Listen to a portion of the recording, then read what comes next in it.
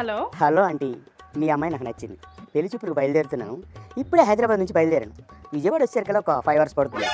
Okay bye. Hello hello ఆంధ్రప్రదేశ్కి గాయింగ్. ఎవరి phone? పెళ్లి చూపుల కోసం హైదరాబాద్ నుంచి మన ఇంటికి వస్తున్నాడండి.